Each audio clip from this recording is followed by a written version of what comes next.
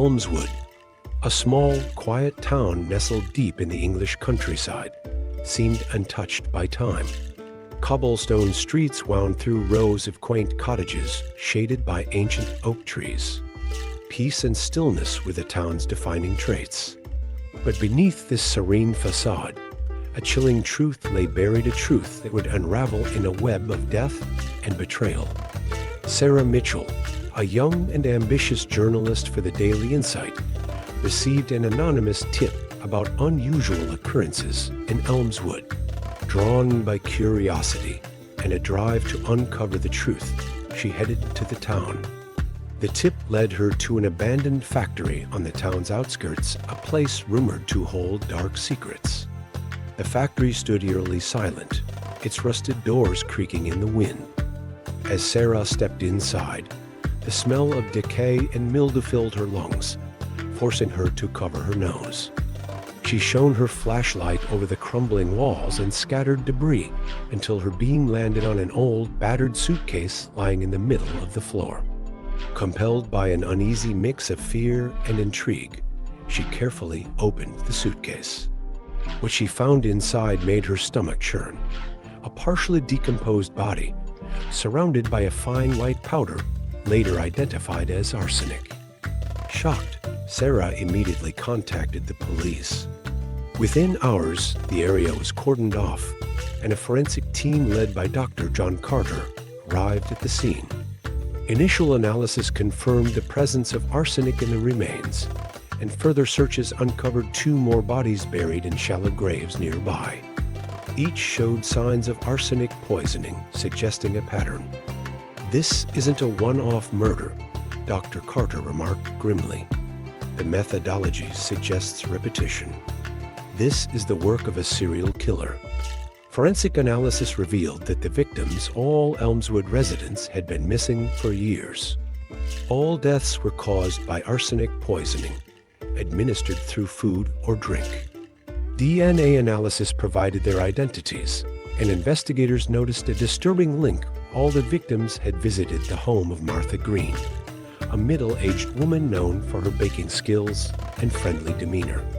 Martha was a familiar figure in Elmswood, often hosting tea parties and offering her homemade treats to neighbors. Yet, deeper investigations uncovered that her relationships with many of the victims were far from amicable. William Carter, one victim, had reportedly borrowed money from Martha, but never repaid it. Emily Thompson, another victim, had an argument with Martha over financial disputes. This emerging pattern of strained relationships pointed to Martha as a prime suspect. While Martha became the central figure in the investigation, other suspects were also considered. Richard Thompson, a wealthy businessman and Martha's former fiancé, was initially under suspicion. Their relationship had ended bitterly when Richard chose to marry someone else, leaving Martha heartbroken. However, investigators found no direct evidence linking him to the murders. Another suspect was William Parker, who had a long-standing land dispute with Martha. But William had a solid alibi for the time frame of several murders. Ultimately, all signs pointed back to Martha. Investigators began closely monitoring her movements and examining her home for further evidence. A breakthrough came when detectives uncovered a hidden journal in Martha's house. Inside were detailed entries listing the victims' names and the dates they had visited her home. Next to some names were cryptic notes like, "Justice served." Forensic experts found traces of arsenic in Martha's kitchen, embedded in old baking equipment and leftover crumbs. Dr. Carter noted, the precision in her use of arsenic suggests meticulous planning. This isn't impulsive, it's calculated and cold-blooded. Psychologists brought in to analyze the case suggested that Martha's actions stemmed from long-standing feelings of betrayal and resentment. After her engagement with Richard ended, and subsequent financial and social disputes arose, Martha had begun seeing herself as a victim. Poisoning her perceived enemies became her twisted way of reclaiming power and control. With mounting evidence, the police moved to arrest Martha. When officers arrived at her home, she attempted to flee through the woods behind her property. A tense manhunt ensued, with law enforcement combing through the dense forest for hours.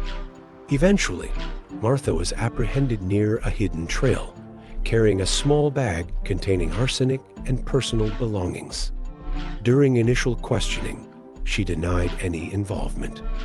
However, faced with the overwhelming evidence, her journal, traces of arsenic, and the testimonies of surviving acquaintances, Martha confessed.